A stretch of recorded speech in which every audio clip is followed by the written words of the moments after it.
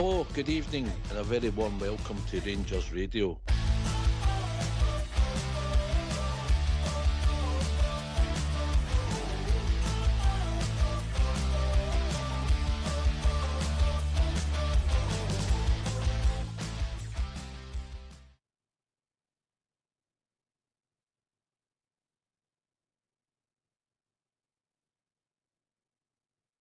Hello, good evening, welcome to Rangers Radio. Join myself, Foxshire.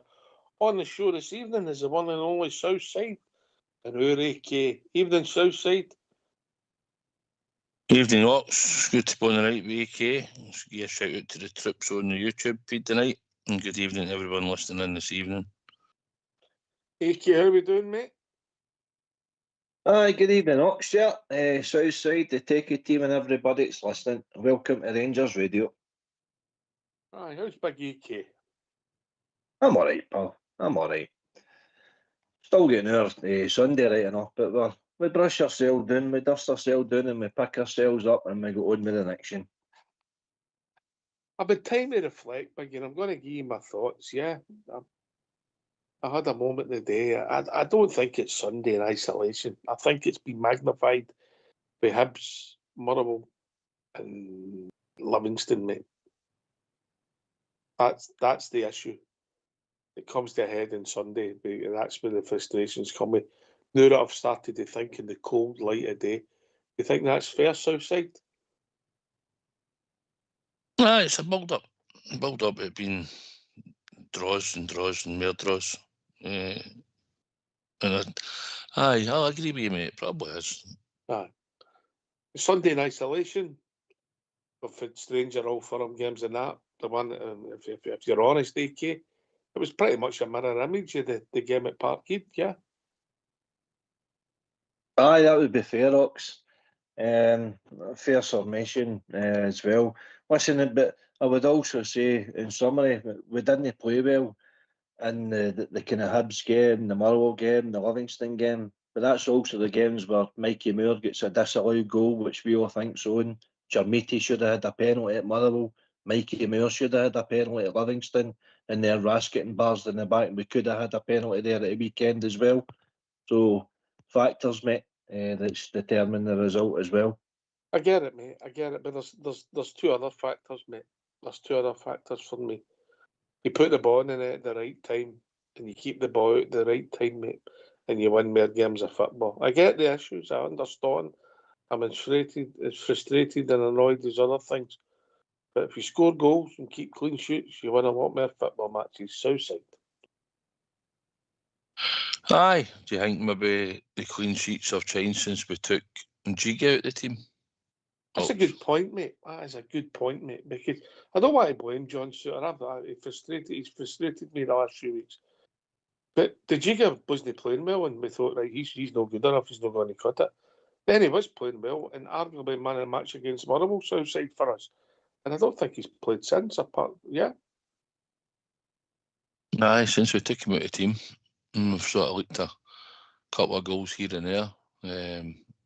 Suter's come back and he was culpable probably for at Livingston. And again, he looked no great on Sunday. I understand when Tav's out, he's going to get the captaincy. It'd be him or Butland, but I don't know. I think Giga, since he sort of came out of the team, we've looked a bit shaky at times at the back. I think he was just starting to hit a wee bit of form. He's got plenty of pace. He can get himself out of trouble.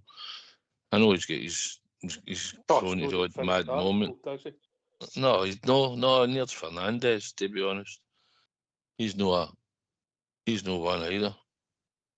No, when he started for either. AK, is that fair? I think you could point fingers at a lot of people, individuals over the course of the season, Ox. It's a factor. For Suter come in the team and Giga dipped out the team, that we do look a wee bit more vulnerable at the back, but that's also the same guy that had nightmares against Bruges, a lone player. We're getting finger. Supporters going, why are we playing all these lone players, Magoma and Aarons and everything that says, but what's wrong with our own players sort of thing. So it seems to be, the case. the longer somebody sits in the sidelines and no feature in the starting lineup, results start to go a wee bit iffy. All of a sudden they become better players than what they actually are. So it might well be a factor, but at the end of the day, it's Danny Rowe's decision. I get that wholeheartedly. You become a better player when you're not on the team south side. You know what I mean? Aye. Well, always talk about players when they're not playing, and how if you give them a chance, they might come back, or maybe they come back for a game here or there, and they look all right, and then they get back out the team, and then you say, well, why is he not getting a game, or why is he not coming on? End of the day, it'll be interesting to see what type of team he picks for Sunday. Does he go with what we had and started with, and go for the power aspect again, the physicality, or has he got something that he might want to change? Because certainly they changed in the second half. They might come in with a different approach and no start with 11 they started, but it's out what we deal, it's what we're going to do on Sunday. Game will be played to a finish and all. So it'll be interesting to see what he's thinking, Danny Rowe, with team selection. I mean, if I'm picking the team in form, but just in form, for the manager, I've got three at the back four, and I've got a question mark running about Suter, AK, but I think Suter's one of the first excuse me, that the manager will put in the team. So I'm contradicting myself, yeah. Oh, listen, we're on the same quandary in our own head, you know, when Cornelius, is he, in the manager's thoughts of it far too soon. I know, but listen, I know, but the manager... It's like you know what it's like. Your whole life been premature. The manager can't do that, mate. Listen, you just don't know if it's got to that point where it's panic stations about his team, or where he's got his team in his head and just, listen, give them another chance. But for Jiga get dropped out of the team, we've not been great, and we have been vulnerable, particularly on set pieces, lack of organisation, lack of leaders. I put that down a lot to a lack of winners in the team.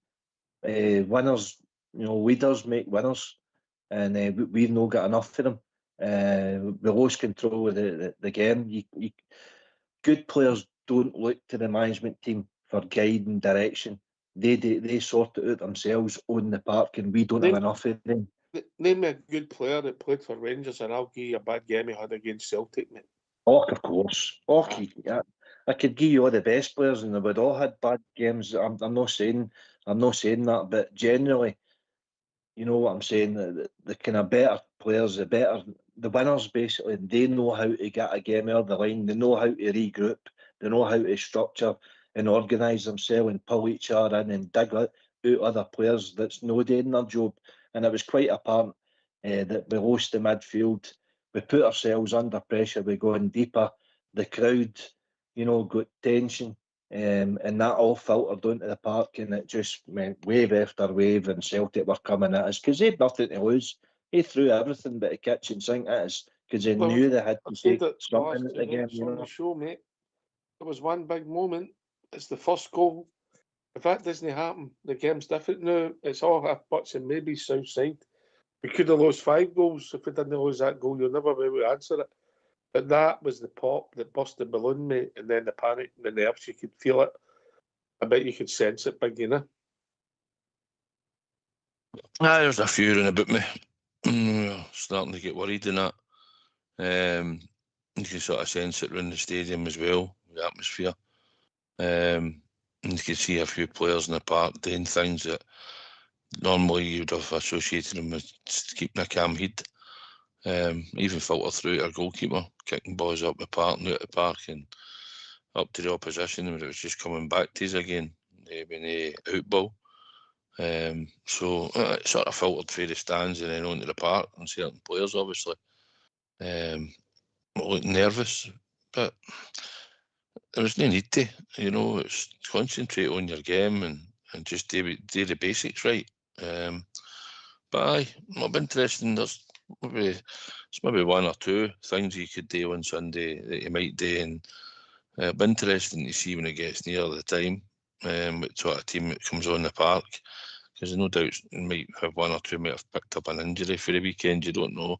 Oh, yeah. No, you'll not know. But it'd be interesting to see whether maybe he starts there on Monday.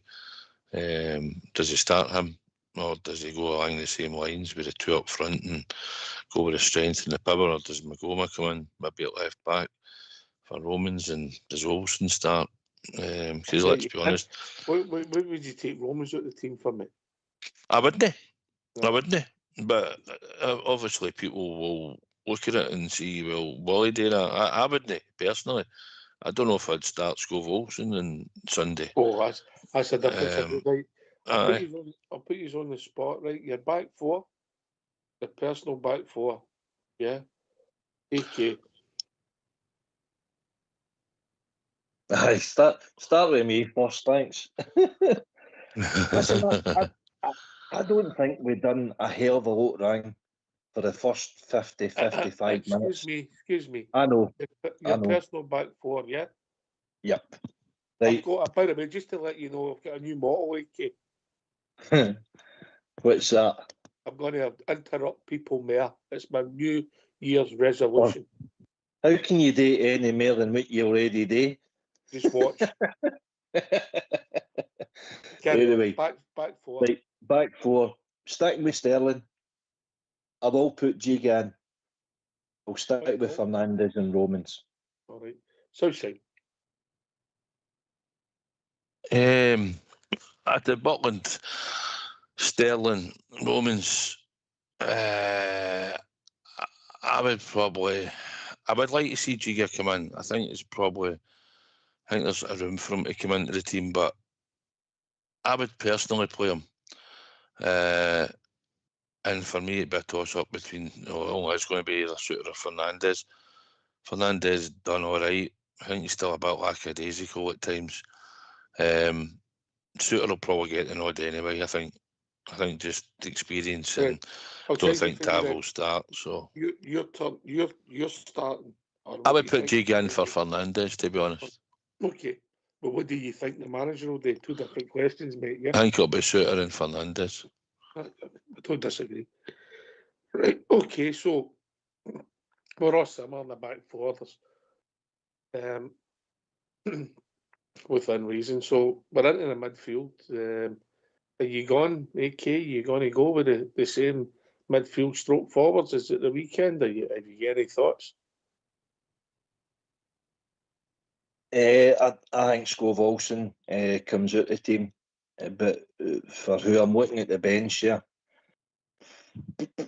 you're probably the obvious one is Diamondi, although Barron's back training, but I think the game's too early for him. Diamondi or Barron on the right hand side there, four?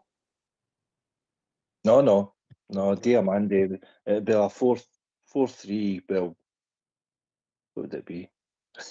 4-2-3-1? Oh, no, I can't remember. Hold on, I'll come back to you in the formation. I know it's hard to the school you went to get to 11, but the south side.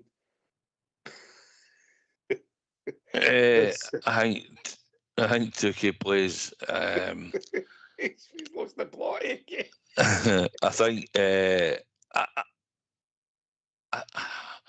I think he'll stick with Raskin. I think he'll stick very close to the team that started. I think that bore him away, and I think if one or two tire, I think he should make his subs wisely and look at it. They've all had a week's rest this week for last week, and it did work for up to just over the 50-minute mark. Not even 50 minutes probably. It worked. And then obviously players tired. And then I think he should have used I think Bezrami should have come on Sunday at some point. I think he's that type of player. He'll work for the team. He can go into midfield. He can play a few positions. And I think he could have probably come on, but he stuck with the subs that he used. And I think players were still tiring at that point. But they let themselves into that position, because we could have seen that game with no bother. But we chose to let the pressure mount on us, and we sat deep, and we should have been pushed up the park. I think Maida playing through the middle spooked Big Suter, and we didn't push up as much because he could get in behind with his pace, and Suter been caught him. So I think it'll be very similar to what he picked originally, because I think it worked first half. If we all look at the first half in isolation, we absolutely battered them.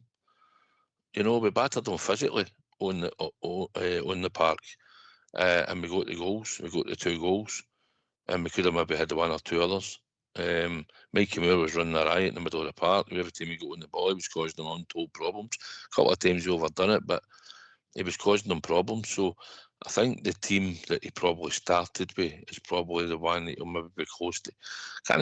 You might take a player out, but I think Ox, in my opinion, I think that'll be more or less the same 11 at start. Might make one change. Where that might be, I'm not 100% sure, but I think we should, if you're playing Chimity, I think we need to know that we need to play 2 up front, eh? All right, I get it. Right, okay, you've done your arithmetic. There you go.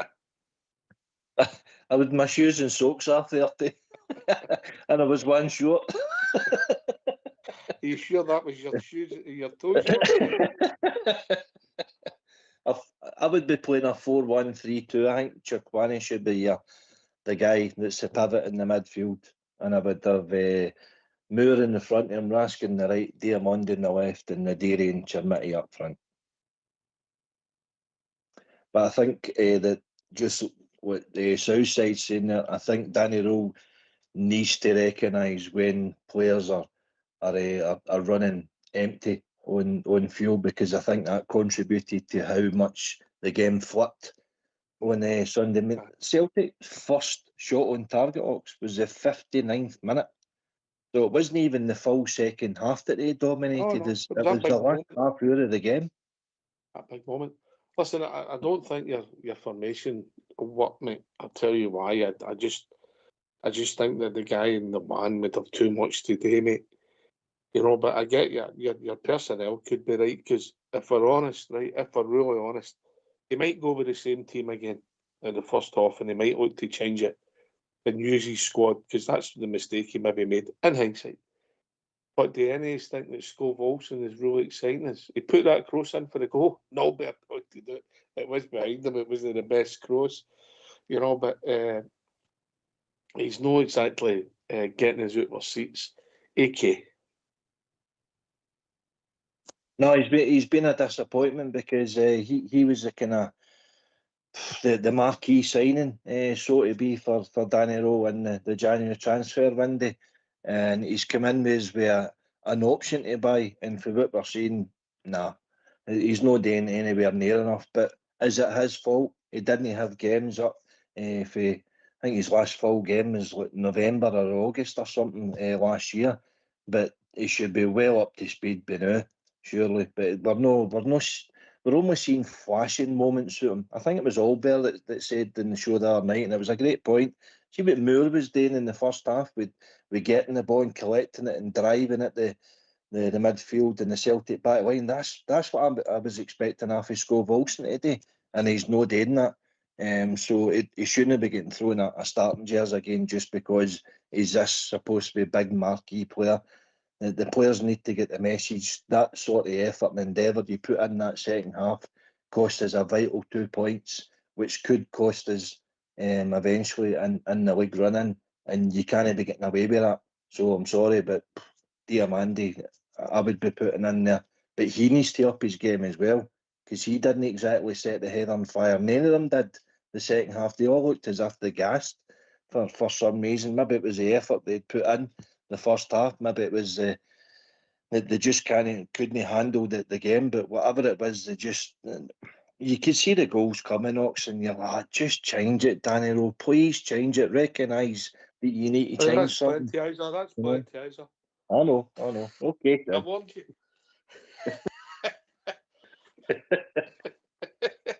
He's been warned, Southside, hasn't he? Aye, he's got the warning, heard you.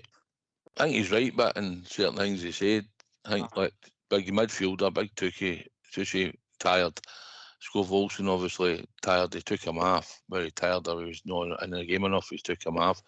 Romans even sort of fell out a bit, and he got overloaded on the right hand side. But he wasn't getting up and down the park as much, although we weren't getting control of the boss, which he was probably doing a defending role for most of it, because who were causing us problems down the right-hand side. And obviously, Naderi came off. So, out of the 4 players that we got in the summer, 2 of them came off the park straight away during the game, and only 2 survived it. But they'll be better for it, and they'll get the tempo and they'll know the speed of the game now, because it is a quicker game when you play against them than normal league games. The atmosphere, the adrenaline and all that, so they'll probably be better this time round. They've sampled that game, they're getting another one again so quick at Ibrox. I take your point on board, with Scott Olsen, but if I was him, I'd be saying to the manager, well, what you were having a go at me for? You were winning when I went off. Aye, true. But you know yourself, mate. It's we expect. Aye, we just expect better. We had opportunities in that first half. Southside says to bury them, basically have his 3-4 number, because again with 2 goals, I don't know what it is. It's a mentality thing with the opposition more than your own. You lose that 1 goal, and all of a sudden the game just flips. I mean, we've seen it no very often, right enough. European Cup final, Liverpool 3-0 down at half time. It's a British club mentality that seems to set in more with them than any other kind of nation across Europe, where we just never give in. And I think the Europeans respect that. Well, the Europeans coming into our culture, into our club, should respect your opponent to have that already instilled in them. They've probably played game with Bruges or played game with the German club that he played with, Wolfsburg or whatever. If they go 2-0 up, maybe their opponents just go, oh well, that's it. It'll be 3 or 4-0 a day. No, you don't do that. No at Rangers. You keep going. You put a 3rd away, you put a 4th away, but it didn't materialise that way. Celtic changed again. Is that the football manager intelligence, mate? Is that the problem? Is that people only live in the real world? They're looking at things that never used to happen that often, mate. Yeah, because in reality, that was. We all know that when you're 2-0 up, you hear it all the time. The next goal's a big goal, innit? You hear it on the TV. You hear it with the guy next to you. Only till you get maybe the last 10 minutes or something like that, you've got that 2-0 lead. There'll be 20 minutes to go any time. If you're 2-0 down, you might know up lead. You get 1 goal at any level of football Southside. The game swings, doesn't it? It'll give you a bit of hope, doesn't it? If you can get that goal. It's game management. Later on in the game, it's about game management. If Roman scores early in the second half, or we scored 1 just before the break, made it 3-0, game's probably over. Especially second half coming out, the one that coming out the back post. If he makes a better connection on it and maybe sinks a goal and we go 3-0 up, then it's just a matter of how many. Probably they wouldn't come back for that. But we didn't score, and we gave them a bit of hope. And then when you get a goal out of nothing through poor defending, like we've got that many players in the box, I think you said 9 or something the other night, and they've got 4, and they pick a man out, and they're actually getting to cross a ball inside your area onto his head. It's poor marking and it's poor play. So it was only ourselves to blame. Players on the park allowed it to happen, and they get a bit of hope for it, and that's what happened, and then it gives them something to chase. And obviously, when you drop half your play, it's hard sometimes to pick the momentum back up. And although you try it with the odd sub here and there, it just didn't happen for us, and we get punished right to the death when you're trying to see a game out, and that's what happened. But it's done now. We've just got to make sure that when we get another chance on Sunday, it's down to Danny Roll. He'll be the guy that's got to pick the team, and that's what we're sort of thinking along the lines. It's down to the players to keep the pace of the game up, and I think he'll maybe go through more subs this time than what he did the last time. But I think the players that played the first game at Ibrox against him, the new players that come in, I think they'll probably be better for the next game now. If I had one criticism at Danny Rowe, a lot of it's in hindsight. Okay, yeah. A lot is in hindsight because, like the Murrow thing, we said that he brought the 9 players on, Majowski and Asgard. They might have brought them on Sunday and we might have seen the game out. It's all right. You might not be able to answer that. But if that's one criticism, I just genuinely believe in modern football, mate, that with the 5 subs, it's obviously a 16-man game now. It's changed that you can play 16 players in a game. I understand that you would keep one back because you don't want to get down to 10 men to cover injuries, etc. Yeah. But the minimum you've got to get on that park is 15 and change whatever place you think you need the energy. It's part of the game now, and that's more like criticism. Yeah. Aye. Who that No, personality is up for debate, yeah. yeah, no, listen, I totally agree with you. And I think everybody that watched the game, either in the stadium, in the pubs, or at home, would be saying the exact same thing as well. I think Rob was mentioned it the other night, or Billy, or that. He didn't react to Martin O'Neill's tactical switches. I think it was Josh actually. Now I think it. You know, the tactical switches, the new personnel that he brought on, he didn't adjust our team to compensate for that. I mean, people might say, well, why should it? Because we were so dominant. But when you see the game actually flip the way it did, it was the 50th minute, by the way, because Tierney scored in the 56th minute.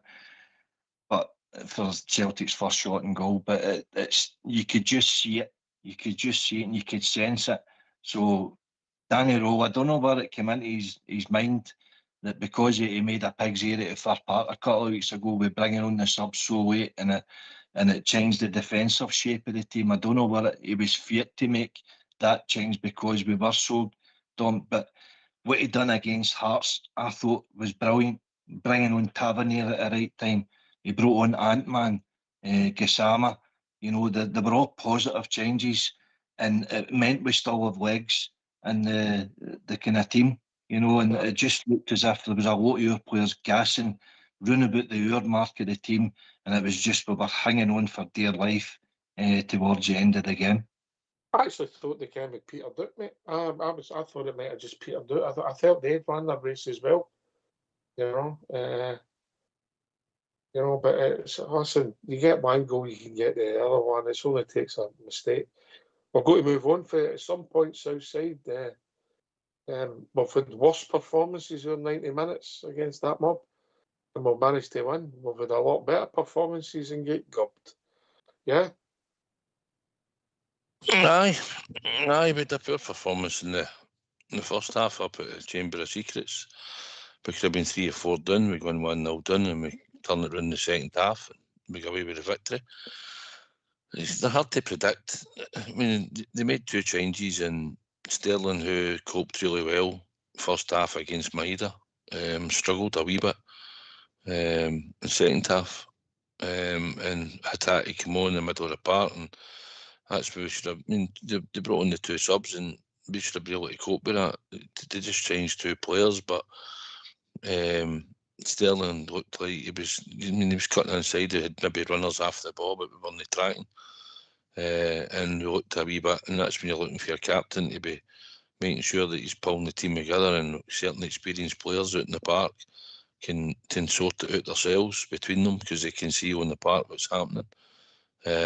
But they didn't allow certain runners to keep running half free and that. And like you say, if you give these teams a bit of hope and something to chase, then and you're no counteracting it by getting up the park and threatening them very often, and it's one-way traffic, then you're sitting in, you get deeper and deeper, then you get to the point like you say, Ox, you think you're just going to see the game out. It's got to that stage, we've not been in it. We rode a luck a wee bit a couple of times before it. Butland made a couple of good saves before they eventually get the penalty.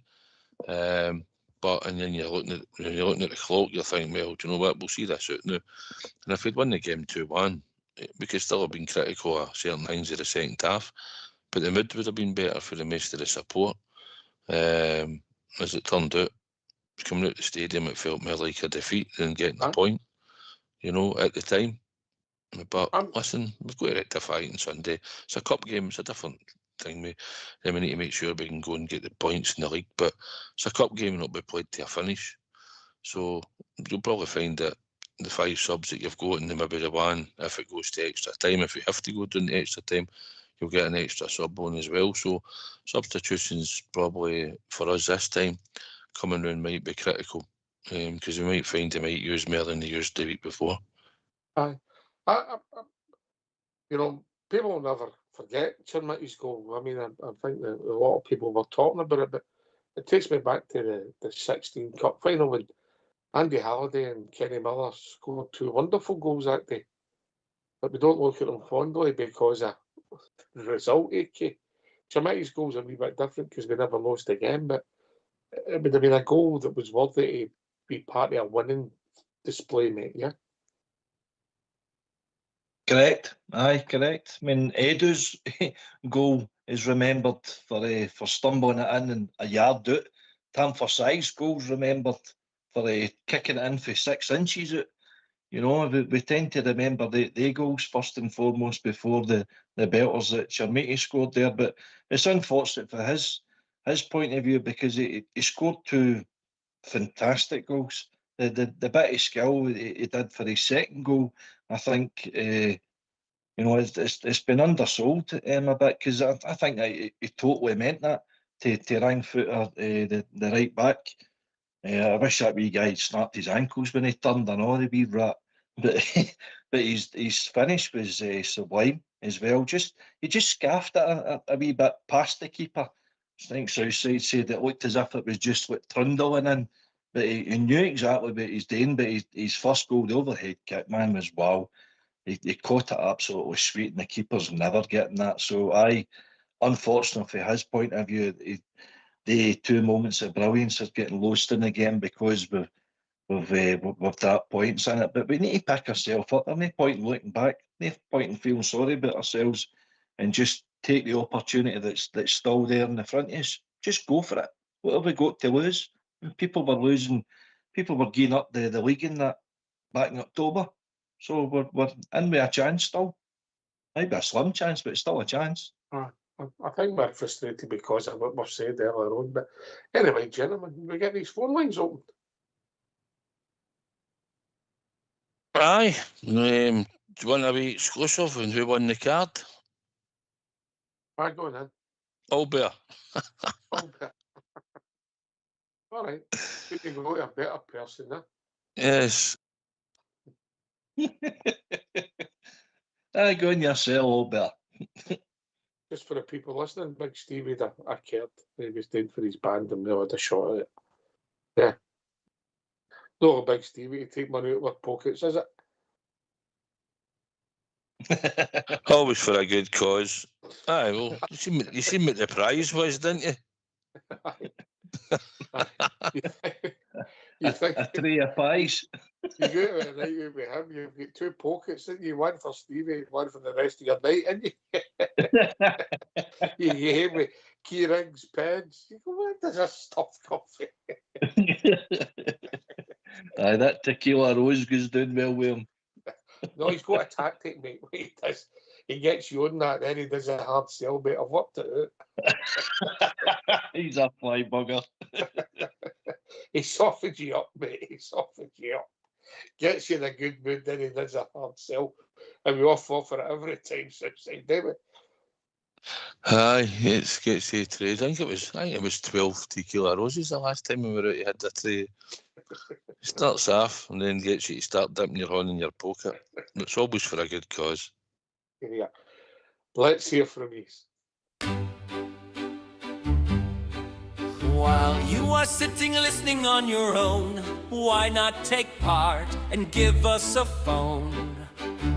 We would love to hear your points of view, so get off your bum and call 01413561972.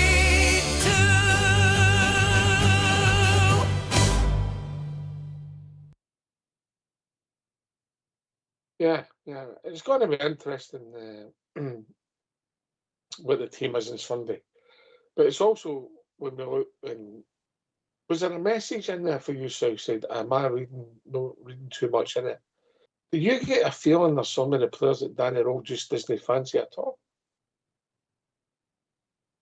Aye, I think there's one or two. That there've been one or two wee bit part players under him, but I mean, if you use Bezrami, for instance, who'll probably want to be playing regular because he's gone to the World Cup and he want to get in the team. And listen, if you back to the Dundee United game at Tannadice when he was the guy that took the penalty. And when he came on, he certainly changed the game for us that night, although we ended up going away with a draw.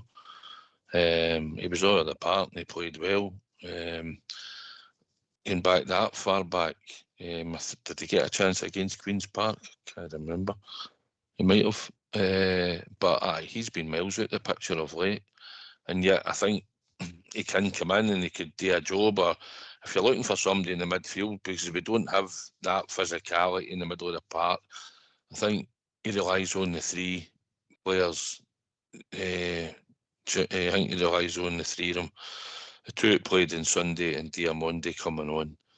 Asgard sort of fell out the picture a wee bit because if you're wanting to run about effort and that, he's not really one that you could put your hat on. But Bezrami, aye, he's one. Lyle Cameron was the same before he left. Just didn't fancy him, Ox. No chance of playing him. Gigas sort of fell into that bracket as well now. Where he's not really had much of a chance since John Souttar come back. He's just binned them all together. And Souttar's not been playing great. So, aye, I think all managers get slight favourites, or they go with players they can trust. They have a few favourites that they'll no drop, they'll more or less pick. And all managers have had it. We've watched it over the years, Ox, with certain Rangers managers.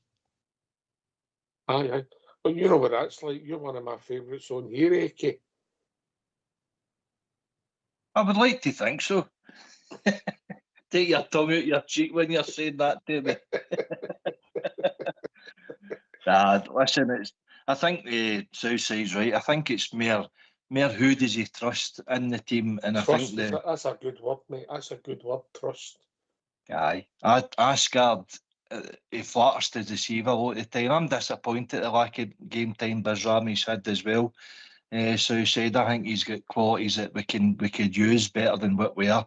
He seems to be playing Gassama every game, whether it's starting or whether it's for the bench. I think that's every single game he's used him this year. Tavernier, I thought he could have brought a wee bit of calming influence to the team, because you need that. I just look at the squad there, Ox, and there's no many winners, guys who have actually been the course and distance. And Danny Rowe's one of them. He hasn't been the course and distance. You look at the managers of the other clubs that involved. Derek McInnes hasn't been the course and distance. There's only one, and we know who it is. So that is a factor. We used to lean on Walter a lot at the time of that, and we just trusted whatever he did because he knew he would do the best thing for the team. These players, the manager, have still to earn that trust a bit, but it's up to them. They've put us in the position. Southside said the other night, he's quite right, they put us in the position of taking us basically out the challenge, then putting back in the challenge, and now it's a wee bit thin ice again. So we'll see where we go. It's just about winning football matches. Win the first one, win the second one, and hopefully you can get a right good run together. But we have to start winning. You know, but look, the Bezrami one, does he fall into the category that you become a better player when you're not in the team? AK? It could be. But the Mary stays out the team and the lack of game time that he gets, well, give him the opportunity then. Give him 45 minutes, a half hour in that game where he can make an influence. And if he doesn't make an influence, then will you look along the bench at somebody else who can? Diamondi was given that opportunity there at the weekend. But now, if we need them, they need to start stepping up. It's basically who wants it now. Show the mentality. Mentality's getting questioned now with some section of the support still. Certainly some of the media are throwing that at him, and that rankles Danny Rowe, which I don't mind. But listen, the only people who's in control of the the course of the matches is the players. As soon as they step out of that white line, it's up to the players. So go out there and show it. Show a bit of bottle. So say this, the Danny Rowe tenure, at first we were a bit sceptical. We looked better defensively. We weren't scoring a lot of goals. Then we've started scoring enough goals in general. And when the defences became an issue, do you see the flip? You put your finger on it? John Shooter's back. Is that? I don't know where it is, to be honest. It's hard to put your finger on it. Players make mistakes and things happen in games, but you look for your goalkeeper, you're going to marshal your defence and make sure that they're doing what they're meant to be doing. Picking players up and marking and being first to the ball and stuff like that. I don't know what it is, Ox, but we had a wee run there where we were keeping the door shut, and now we've been leaking goals aplenty, or else if we're making mistakes in the box or not picking players up, we're getting punished. Ox, probably majority of what's been happening of late. Look at Livingston, for instance. 2 chances in their box, maybe 3 or 4 all game, and out of 3 or 4, we get punished by 2. You know, that's just maybe how it is. We're just getting punished more, and we're giving players more chances now. You picked up that, AK? Aye, I think a lot of that comes down to pressure. We're at the nitty gritty, and we know what's at stake now. We know what's in front of us. We've put ourselves in that position, and it's not the first time. I think I mentioned it the last time I was on. We've been here with Gio, we've been here with Clement, and it's different managers, it's different players, it's different personnel. The one factor there is the support. Were they as good on Sunday there as what they were against Hearts? I don't think so. So that tension filters onto the park. Just get behind the guys and let them handle it. I'm not blaming the support, of course I'm not. It'd be silly to do that, but sometimes they just don't help. When I'm sitting watching that, mate, the way the first half started, finished, and then you start watching it and they start the second half, initially my initial thoughts were, oh, this is going to be more of the same. And then when about that 50-minute mark, the pendulum started swinging. As a fan, watching it on the telly, you know, I'm getting nervous. As a supporter in the ground, you feel that even more, and you get caught up in the game, mate. So you then sit in your bonds and you're biting your nails. So it's like, I get what you're saying. It's nervy for some people. And there was a few. I was talking to your boy at half time. He was a bit worried about it. He's like, "Look, we're 2-0 up. You know, they're going to get a reaction second off," he said to me. And I'm like, the reaction should come for us. We should come out the first 10, 15 minutes and do exactly what we've been doing. But as you've seen, after a couple of minutes, it did flip. We weren't really in the game, and we gave them the initiative. And that's what can happen sometimes. Maybe subconsciously in a few of the players' heads, maybe they thought the game was won. And you come out and you sort of get through the motions a bit. And then obviously, like you say, you see the nerves sort of transpiring around about the stadium. For certain sections of the ground, you could see and hear it. Obviously, the UB were singing all the time and jumping about, but you could see it. It was starting to get nervy with a few people, even round about me. There, some of them I could hear them talking and getting a bit worried. And that obviously transpired onto the park as well with some of the players, because you see what Butland was doing some of the times. We weren't trying to walk the ball, we were kicking long balls up the park, and most of the time it was coming back to us. Nobody was really holding it up. So it was interesting, because like Majowski, he's not been good at holding the ball up either, or holding the play, and he's not a physical player. So as much as I heard people saying should maybe have brought him on, and when you took Nadiri off, but Nadiri done a power of work. He'd done a lot of shutting down, he'd done a lot of running after the ball. He linked to play quite well in the first half. And whether he was carrying an injury or he just blew up, I don't know. I think he's been carrying a slight injury. So he probably played what he did was fine. But Majowski's no a Nadiri. you know, he plays a certain way, and you can see he's no so good at holding the ball up for as we've watched him my off scale of late. Is he 41 that Danny Rowe doesn't fancy? Okay.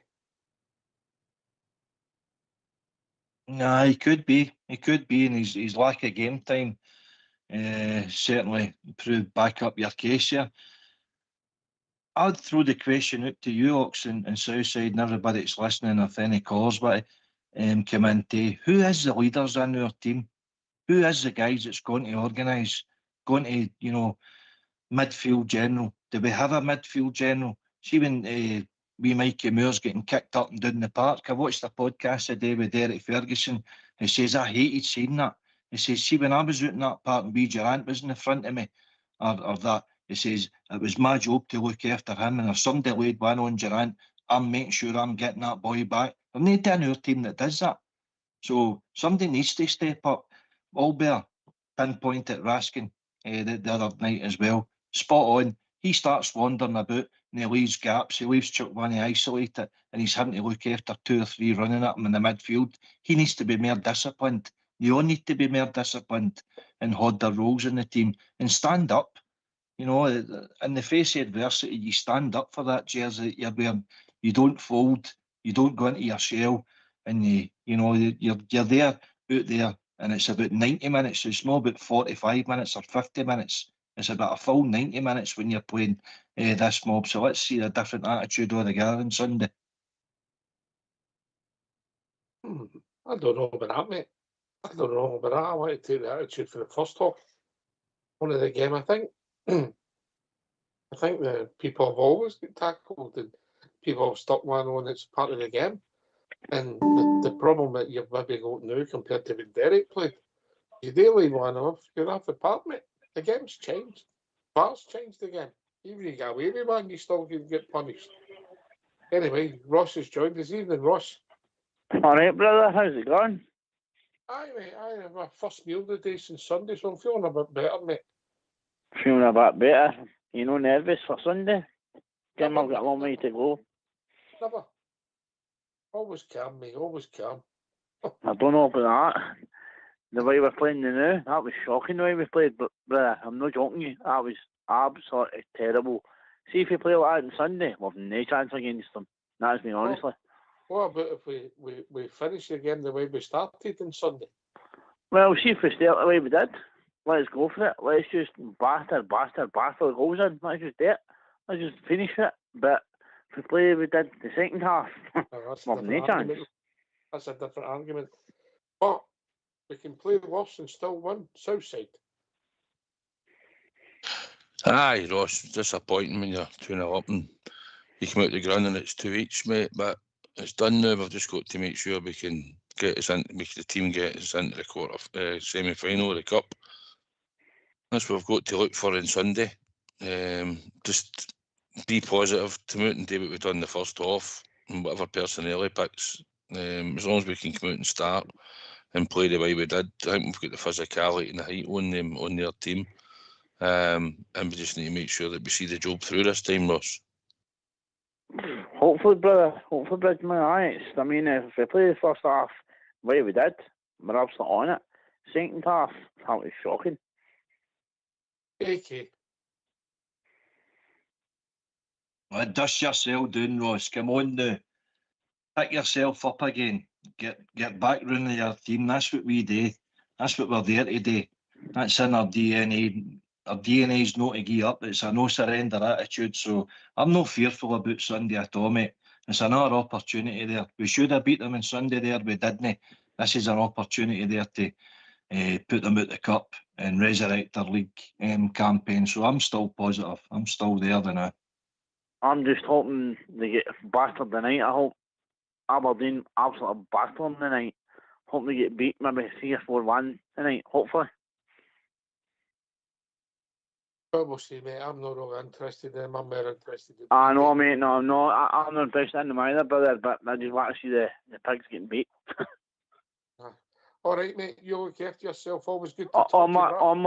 On what I say is, God save the king. We are the people. No surrender. Cheers, Ross. Good, brother. What a boy, Southside. What a boy.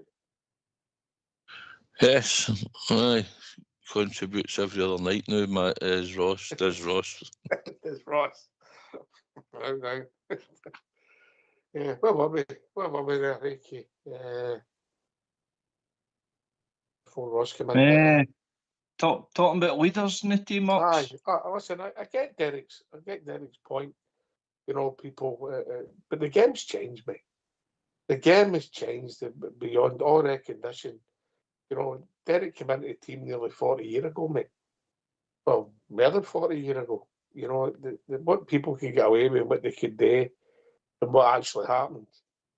It's a completely different game now, Southside. I agree. I still think you can help your team out, but That's a different thing.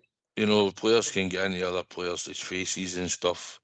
There was a wee bit of that at the end of the game, but for me, we should have been like that in the second half. We were more aggressive towards them.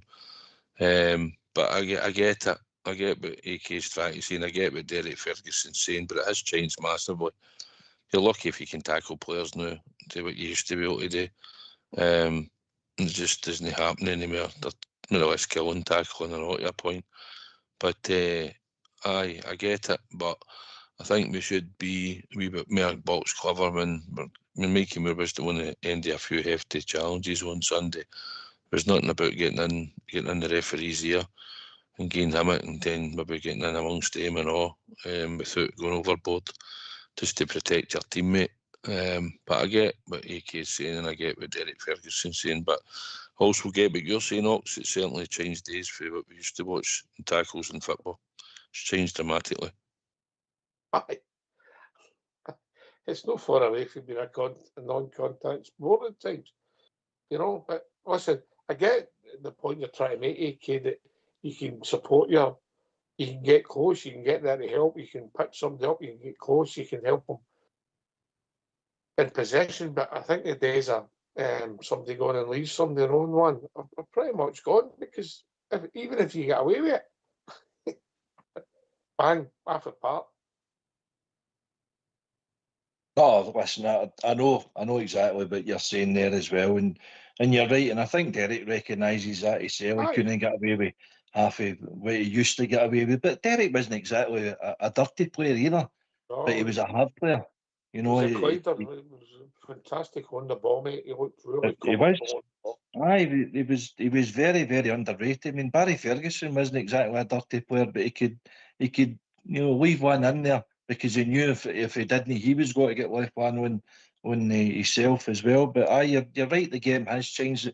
But it was more on about looking after each other a wee bit better and organising and pulling guys in, to cover certain holes that you could see happening in front of them, and just basically playing as a team and showing a wee bit more effort and desire, because the badge that you're wearing, the shirt that you're wearing, the crowd that you're playing in front of, and all the thousands of supporters all around about the world, you're letting them down with that sort of performance. And he was a bit annoyed, and I think we've all been a bit annoyed and a bit angry. So I want to see a reaction on Sunday against them and put things right, because that's the message that Danny Rowe should be telling his players, and Danny Rowe should be getting annoyed with that sort of result, because that was a brilliant opportunity there that we had to basically finish our season, and this Sunday would have finished our season, but we let them off the hook, and that's what's more frustrating as anything. Aye, I think Danny Rowe, you always learn from mistakes, well, you should learn from mistakes. A lot of mistakes are hindsight, mate.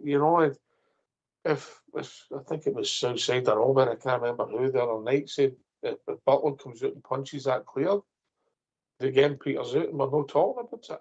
We're saying, Danny Rowe going at spot on, they got a goal, but we deserve to win, and we'll get big smiles on our faces. But look, we can't keep going back to it, mate. We've got to start looking forward at some point. Southside, it's gone. Frustrating, angry, loads of adjectives, mate, loads of expletives.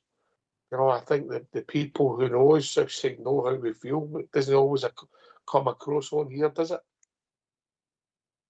No, not at all. Certainly not at all. You've got to watch your P's and Q's on here. We go live as well. Sometimes how we feel. But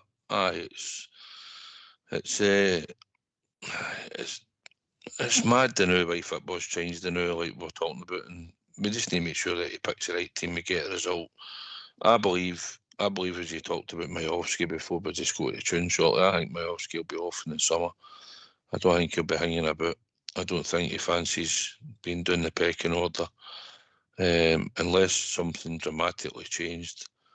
Chamiti gets sold because Naderi Stein, there's no way he's moving on. I think he knows he's going to be third choice in the pecking order, and I believe that he's no fancy sitting about. So I don't be surprised if Majowski's one that goes in the summer. That's what my take on that is at the moment, Ox. I'll tell you what, if the deal's all right for us, AK, I'll not be upset. No, neither would I. He's been another one that's come in there with a high expectation because of what we've seen him before with Aberdeen, and he's come in and he's flattered to deceive. Pretty much the same as what Scott Wilson has done. Maybe it's the expectation, maybe it's the pressure. He's no knitted well because of the system that we played earlier in the season, but whatever it is, he's no warranted many starts in front of probably Naderi and Chermiti as it is, and that's not a great reflection on him because Chermiti's form at the start of the season was horrendous, but now he's starting to score, but he's not scored enough. I think out of the is it 31 games I think Chermiti played, he's only scored in 5 games, I think it is. I heard that start floating about, which isn't good enough. 4 of the games are against 2 games against Hearts, 2 games against them, and a goal against Kilmarnock, mate. I know, but Ali McCoy said, listen, as a Rangers striker, you need to be scoring the winner in a 1-0 win away to Livingston, a 2-1 win away to Firth Park, a 1-0 win away to Easter Road, and things like that. And he's right. It's all very well scoring the big goals and brilliant, but you need to do it against every team for a number 9 as Rangers. I would be going down to say that defence. I've done my job. Aye, true. But it's a team effort. And Sunday, you know. Yeah. You know. Listen, effort, he's raw. And just before we go to the tune, I'll ask the two of you this question. Did anybody think that boy's had some of the things he's done since the turn of the year in his locker for what we've seen in the first 5 months of the season? Because I'll tell you now, I didn't. Southside. No, but he's showed he's got physicality. He's got a bit of speed. An overhead kick obviously was great timing, and it was a wonderful goal. And he showed up against Hearts and a couple of nice goals, and same against them up there. But I think he's still carrying slightly an injury. He seems to that retires a wee bit. I don't know. He was sort of limping about a wee bit. I think he's been unlucky with injury, but he's still not getting a consistent run of games either. Miss the odd game here or there, and then comes back in. So what we saw and what we're getting at the start is totally different. I don't think he's still an instinctive player where he gets himself into certain positions in the box. I think he'll maybe come, or else you just know where to be, but seems to lack that, or where to be in the box at certain times, make the run across the front or whatever. But that might come in time. But listen, he showed some good, nice touches at the moment, and some nice moments for us. But we need more. He needs to be more consistent. Aye, he needs to have goals against other teams as well, mate.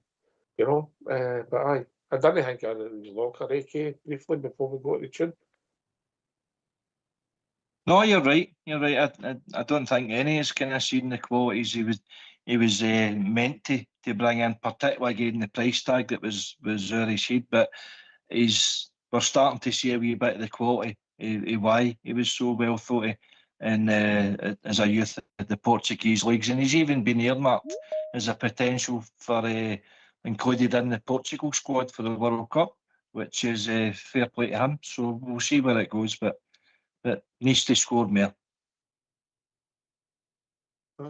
You're only as good as your last game. Get yourself a mute, boys, because we're going to have a tune.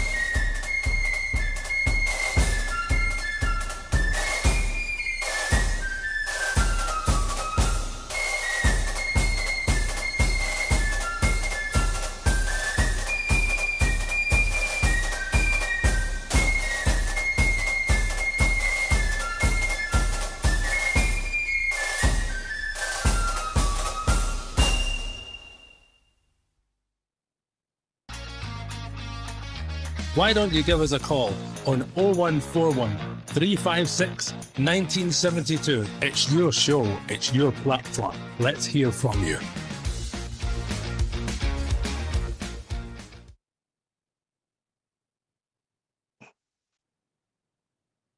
Right, gentlemen, how are we? Aye, all right, but what's coming? You mean by that? Well, I don't know. I just sense a tone. What do you think, Southside? Oh no, my little cryptic post today was only meant to break him with the only to Oh, a sigh of relief. change the direction and the flow of traffic, mate, yeah? Aye, no worries. Hey, Keith, I've not heard from you. Went by the Super 6 in the weekend. That was a roller coaster, wasn't it? More down than up. 5 up at half time. Aye. It's a wee bit like the mirror image of the Old Firm game. We were cruising at half time and then fell apart. Nah, that's unfair. He's getting closer, but the odds are getting less. I'll say that.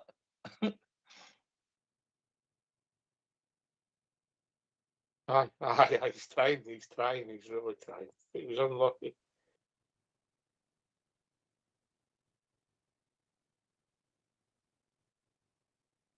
Yeah, So I was one.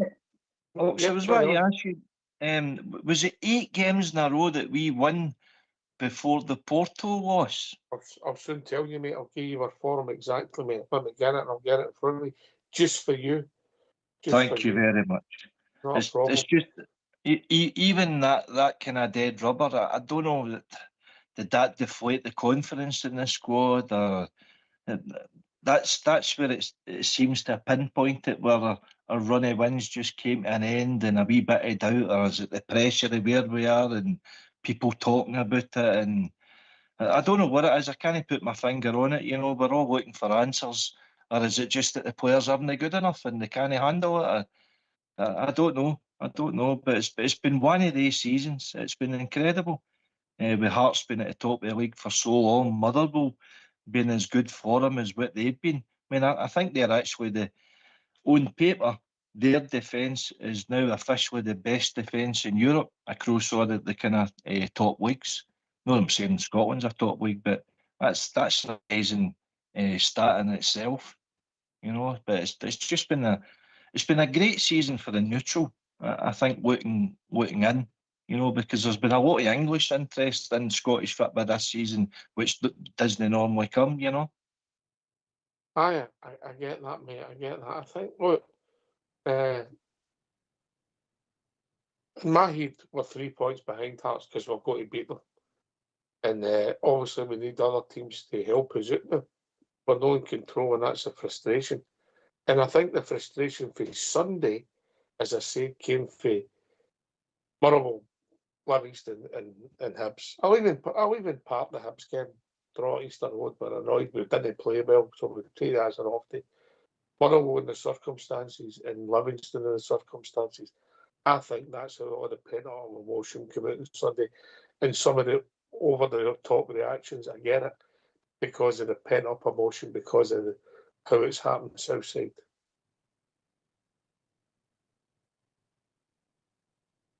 Oh, AK. Listen, I think it's a culmination of all of them, particularly when you go down to 10 men in the Motherwell game and the Livingston game, and you don't take full advantage of it. But as I said earlier in the show, there's VAR mistakes, there's match official mistakes in there that overlooked for us blatant penalties, and the officials haven't done their job. They didn't do their job against Hearts at Ibrox at the start of the season. That's a 6-pointer there now in itself, and all these wee things have all come back to bite us and put us 6 points behind in the league table, where we could actually been in front if the officials had been doing their job properly, amazingly as it may seem. I'm just trying to get that up, mate. I keep getting holidays for Dubai coming up. I don't know why.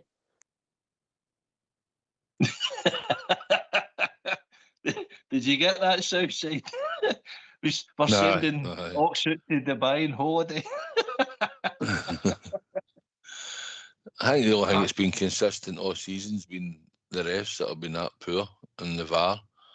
Some of the VAR decisions, not just for us, we can talk about us in isolation. We know how bad they've been for us, but overall, in the whole season, you look at a lot of it and you get to have a chuckle at the VAR review most months, just because you want to know, because we've been on them a few times every month, so you want to hear the excuses of what they're going to come out with, but some of the decisions for the other teams and all are absolutely borderline embarrassing.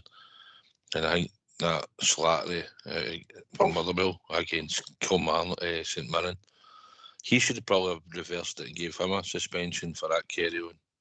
That was shocking. And how they even gave him a red and stuck to it. It's pathetic. Honestly, into Ox, it's pathetic. I mean, we've had a few howlers, but AK, that was one of the worst I've seen, mate. I could understand if the referee uses it because but you've got somebody meant to be checking that who's got all the pictures there, how, and can see it more than once, yeah. You know, that is just laughable to give that, and then to look back at it and say, aye, red card. He never touched him. I believe St Mirren had another one last night. I've yet to see it, but I heard about it. I think they were up at Tannadice, and Alex Gogic put his horn up for an offside decision. The guy hits his horn and the referee gives a penalty. oh yeah, I've seen. I've never seen it. Never seen. They've had a few wrong decisions this year, St Mirren, but I tell you, Stevie Robertson, well, at least are the gonads to point it out and say, what the hell is going on here with the officials? Aye. I mean, listen, we don't want any favours. You know, right, we'll take them. But we don't want any favours. We just want what's just, yeah. Absolutely. And by the way, Billy was bang on last night. His point he made regarding VAR, the referee can't play the game on and then go back to VAR. So they've went against their own IFAB ruling. As soon as she's allowed play to go in, well, that's it. VAR's made their decision or their non-decision, because I believe there was one that popped into my head a few years ago, maybe when England just got it introduced. I think Liverpool Spurs spring to mind, where the officials made an obvious error, but because they'd restarted the game, they couldn't go back and rectify it. And Klopp was going off his nut at this. That just sticks in my head after Billy saying that to me. So well done, Billy, for picking up on that. But again, there's nothing. Was that one because they took centre, mate? I can't remember the actual thing, but I remember them going. They played back the audio and they went, "Oh shit, we've made a error of this," but they couldn't rectify it because they'd restarted the game. Anyway, carry on. Aye. Listen, look, I'll say it again, in modern football, I don't even know if I know the rules anymore. Southside. Aye, there's some of the decisions and what they're coming up with. And I mean, all Bears always banged on about it. Every handball in the area is a penalty, and that just takes away this grey area. Did he deliberately? It's subjective, and it's this and it's that.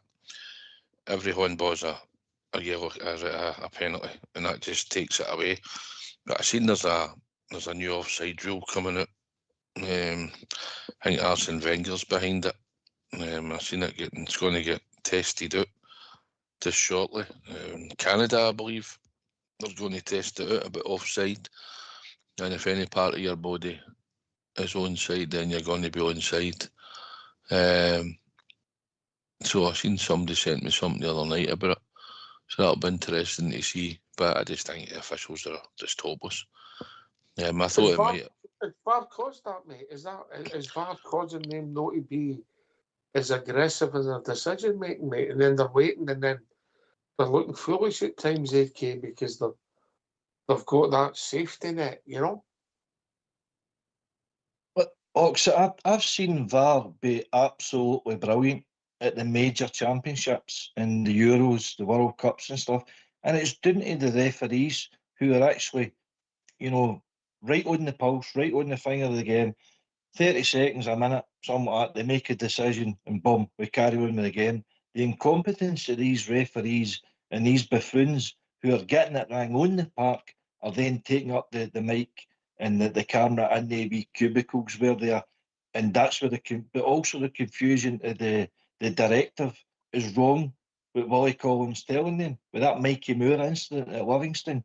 He was telling his referees it's only shot pulls that carry on into the box where it could be a potential penalty or red card offence. It's for slide tackles as well. So he's getting them the totally wrong directive, and that's where all the confusion's coming from.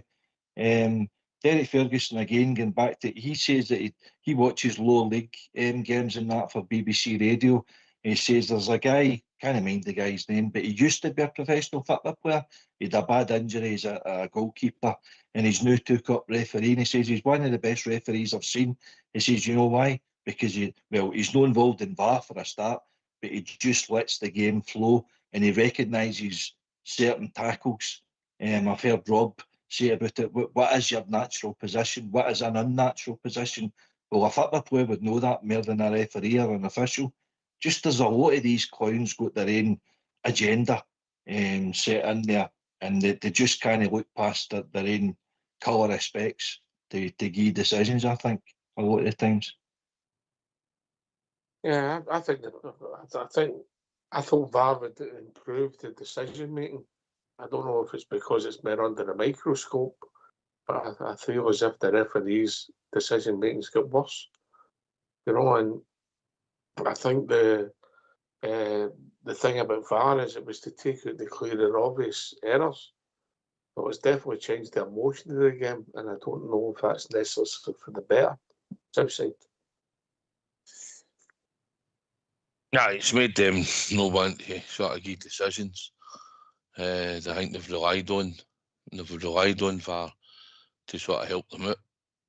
I think, but and then when it's nobody there to help them out, they wonder what's going on.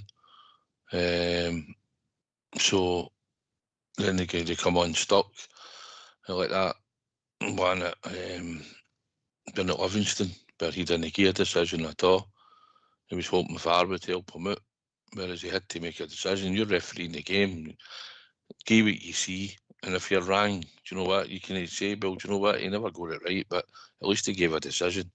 If he gave it inside or outside the box and it gets changed and it is in the box or it's not in the box, then you can say, well, fine. You know, they're human. It might not just be perfect. I thought VAR would have helped, because I think for years we've been on the wrong end of a lot of decisions for referees. But now we've seen it just being blatantly done against you with VAR there. Now, if VAR's no in play on Sunday, I think we probably don't get that penalty gave against us, because I don't think anybody saw it. I didn't see it at the game. I seen Butland saving it, but I didn't see it hit his arm. Other people might have, depending on where they were sitting, but I didn't. But VAR goes and gives the penalty because it hits his arm. So if we don't have VAR, we probably hang me. But then I just think if we don't have VAR, the referees will just get the same carte blanche to do what they've been doing all season anyway, and just not even give a decision against Rangers. I've seen them. You know who the suspects are. There's plenty of them out there. And wait to see the state of Don Robertson. I think it's Don Robertson that's got the game on Sunday. You'll see how he goes about it. And we've already had bad decisions for him this year. Already. Officiating our games, and that's way VAR. So that is what it is. We just need to go on with it. But I'm glad it came in a way, because I thought it would help. But it's more or less hindered us quite a bit. And we've had the odd thing where there's been a penalty and we've not been gave a penalty, and VAR's had to go and give a penalty because refs have refused to give it. And we've been on the end of some bad decisions, but listen, so's the rest of, we're just talking about St Mirren there, and they've been going on to all season about the state of them in the VAR room. Rangers Football Club should be coming out and making statements. We should be out here and tapping them with these decisions when they go against us or they're not right. Rangers should be coming out and putting pressure on the VAR team and on the referees. We should be boxing clever with this and seeing what we see. Us as supporters are seeing it on a weekly basis, whether you're watching it at the game or you're watching it on the telly. So it's time for our directors to be proactive and come out with statements, I think, when we're on the wrong end of these horrible decisions, Ox. I don't think you can afford the statement maker, mate. You'd have to have employed footies every week. Aye. I think we should get the Man City lawyers in. They can evade 115 charges for 3 years. so we come out with and back John Brown. John Brown called it out. You know what I mean? See when a boy's hitting the side netting and Nick Walsh is looking right at it. Play on. I mean, come on. and it's just carried on. It And only went remember- 83 remember there was games VAR. between There red was cards VAR here. at that game, AK. There was Aye, VAR. it was. Aye, it was all right. It only went 83 games between red cards for them. And then wee Martin O'Neill comes out vilifying the VAR team, and all of a sudden we don't get the penalty decision at Livingston. We don't get the penalty decision at the end of the game we're asking. They get another penalty at Ibrox. We've had one penalty at Celtic Park in the last 25 years. I think a boy came on the other night and says we've had 3 penalties at Celtic Park in the last 35 years. Come on. Aye, even some of our good teams didn't have a good record there, mate, if you're honest, back in the day. But look, I don't think it's improved the game. I don't think it's gone away neither. I think our version of it is even worse than the EPL, and they've got controversies outside that. Aye. Everybody's getting it, mate. Everybody's had it. You just hope when you go to a game of football now that nothing you can take out the referee's hands altogether, and the game runs smoothly, and there's nothing for them to just make simple decisions and easy decisions. Let's let us get on with it. But where we are, and football's changed dramatically, mate. From tackles to the way the game's played to the way players play now, and everything's all safety and don't give the ball away, and 1 minute you could be 3/4 way up the park, and the next minute it's back at your goalkeeper, and it's going back out to your left back. Sometimes it's a bit boring at times. I think it's no got the excitement factor, and I just think it's changing, and Pep started this carry on with the way he wanted to play his football, and other stupid managers decided to follow suit and try and play the way he was playing his football instead of just playing their own game. It's nothing matter with the long ball. There's nothing matter with playing a 4-4-2 or these stupid systems that they all go for, and players don't want to be adventurous in case they lose the ball and somebody shouts at them. So I just think it's really, really changed in the last 3-4 years again. I've watched it change slightly all the time, and I just think now they're not getting exciting when it's why to go and take players on. And we're talking about Scott Olsen, then look at him. When does he ever go and take a man on that we've watched so far? Don't think I've seen him beat a man, have we? No, he put a good cross in for overhead kick, don't get me wrong, but he's even when the gas man comes on, he'll have a run at players sometimes, but then they go so far, then they slow up and they turn back and they want to play the ball inside. Play the safe ball instead of going and having a go at your man. If it's 1-on-1, go and take him on and get by him. And it's all these right players with right foots want to play on the left, and players on the left want to play on the right. Instead of the right winger with a right foot going down the right hand side, and the player with the left foot going down the left hand side. What happened to that? So, no, I need to play the other side now because I need to come in. It's predictable. You're always going to come inside onto your good fit. I just don't get it sometimes how managers put up with this nonsense and just. What about a radical idea? Guys at the top of the game at a professional level can kick with 2 feet. With 2 feet? Aye. Oh, there's no many can do that. All right, okay.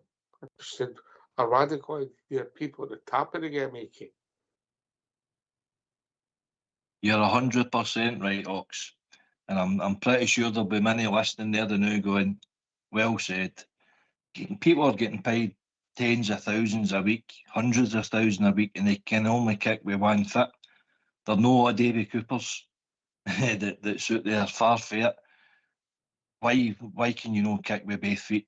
Jeez, oh man, they're professional football players there. They train there. Maybe that's the problem. We don't train enough. We hear that they're only in training 2-3 hours a day. I mean, they're pampered all their life. Everything's done for them. They live in the best of hotels, the best of houses, wear the best of clothes, drive the best of motors, go to Dubai when they want, when it's no war to them. But aye, it's a pampered lifestyle. Mercenaries, I call a lot of them. And unfortunately, FIPA's opened up the market for all these people to come right across and aged out a lot of the homegrown boys and they have to start finding their feet at other clubs, and their heart drops out it, and it's been a bad cycle for a lot of years. Meant to make the game better. I would have said that they've all made the game poorer, particularly for the fan. You go to a game now, Ox, you've been there yourself, we all have, in that stadium, you've not got a clue what they're stoking the bar for. What's the point of having the pictures up on the screens, you know? At least the English League are trying to give the punters an explanation, yeah? Aye, granted. The Americanism again, though, innit? Aye. We're doing that. Aye. That'll be the next thing, mate. The game will take 4 hours. GB's waiting in the cheerleaders. I remember him saying that. I wouldn't mind that, right enough. That's terrible, isn't it, Southside? Aye, shocking. Shocking behaviour. You know, the criticism of Danny Rowe after the game, I think I get it in the cold light of day when everybody's just after the game when everybody's emotional. When I step back and I try and rationale things and I look at things, I think, right, okay, what's he done? What's he had to deal with? He came in October, right, okay, so he's brought 4 players in. I would say one of them has been outstanding for the time he's been with us. 2 of them are pass marks. We still a jury still looked to them.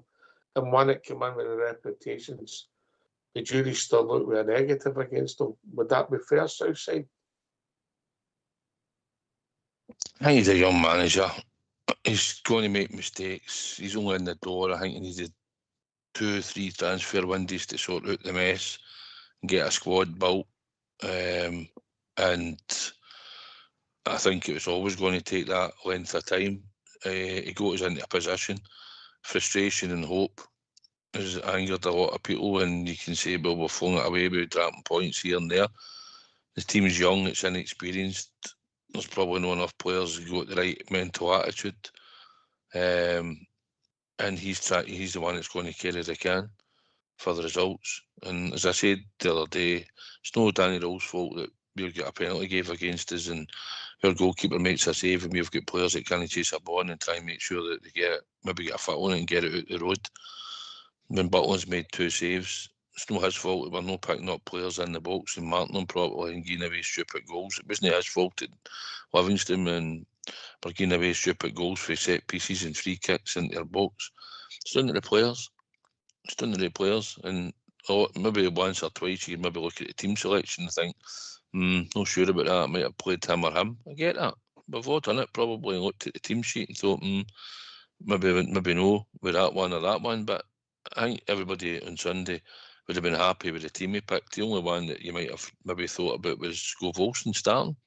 I think everybody else that started, everybody that was going to the game on Sunday or was watching it on the telly, was happy with his team selection. So he's got pressure on him, but I still think he needs to get another 2 transfer windows. And listen, if he doesn't get this over the line and we don't win this league, he'll not be sacked. There's a lot of people think he will. He'll not be sacked. Who are we sacking him for? Who are we bringing in? Do you know what I mean? He'll not get sacked. I think we've sacked enough managers. And you only need to look at down the road, the new in the Championship, what Clement's doing, because I don't usually follow players, but because Clement's come in, the management back down there, I've had a wee look, and he's managed to turn them around and get them moving. There are no for many points after getting into the playoffs. He might manage it, he might not, but it's a big task in front of him before he started.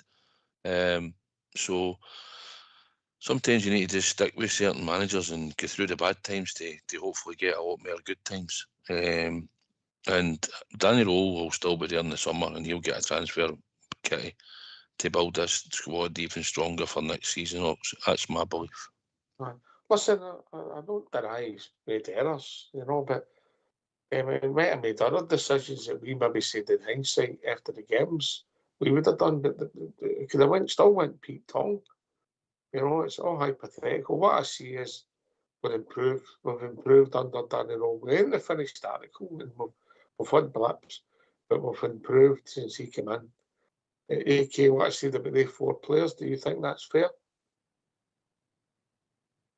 I would say it's fair, but what I would also say is we didn't know the standard the Romans would seen Chukwani with Sturm Graz. We didn't know what we were getting with Naderi, so their bar was set that wee bit lower than what Scott Olsen's was, because obviously we'd seen what he done with Bruges and he went to his German club. But the Romans looks a class act. Chukwani looks just a disciplined midfielder, and one of the unsung heroes that you need in the park sometimes. And Nadiri looks a good gene. He's full of energy, he's full of running, tracking down. I'd like to see him score more and be in goal scoring positions more.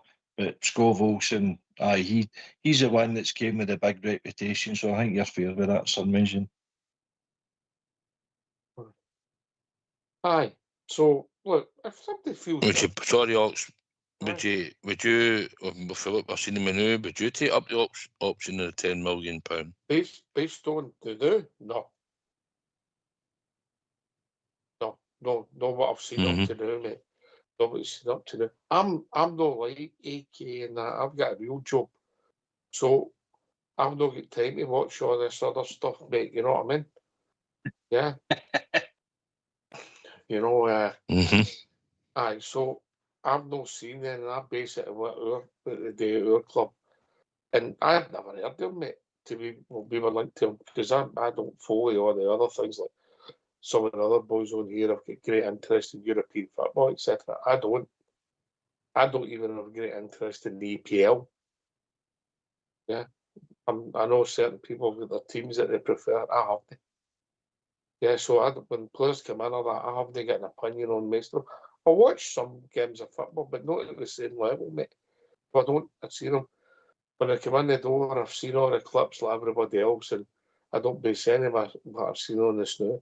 I don't deny the guy's not a bad player, but if you're basing it on what we've seen so far, the answer's no, Southside. No. I know, I think it might be a lot of people's opinion. But time will tell. It'll be interesting to see. But for me, he's not doing enough now. I know he's not had a lot of game time. He needs to get up a bit more up to speed, and he's just in the door. But I dare say he's got qualities. He's been involved in the two fabulous big Cermiti goals. There's been 2 crosses for him, innit? You know? Yeah, is that enough? No, it needs to do more. If you're going to be shelling out £10 million, then you'd expect it to be a bit more. A guy that when you give him the ball goes and makes things happen on a regular basis. It's got nice touches, and I can see wee bits, but you're going to be, if you've got to shell out the best part of £10 million on him, then no, I don't know if we'll go down that road. We might still shell it out because we want to be enhancing the squad with better players in the summer, and there'll be 1 or 2 or 3 at least. There'll be at least 3 or 4 going out the door without question. Ones that were signed recently will probably be punted back out the door. I expect Majowski to be one of them. £4.5 million we paid, so we need to recoup that money back. But if he's not playing regular, then it'll be interesting to see how we get the money back.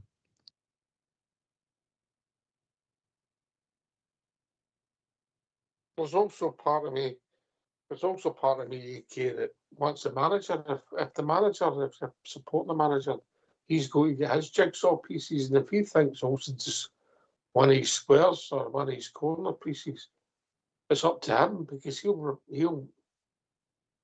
be judged in his team, his squad, if he fancies them. But if you're asking me what I've seen at the moment, based on I agree with you 2 gentlemen, which is very unusual. But AK, getting back to your point, you were spot on, mate. That was the end of that run. We did win 8 games in a row, yeah. Aye, which proves that we can do it.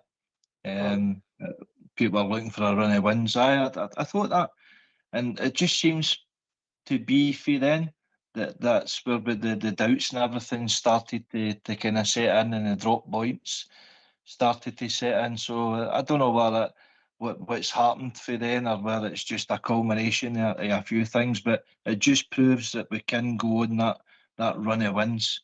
I think that was early December time, and there was a lot of games in there as well, Ox.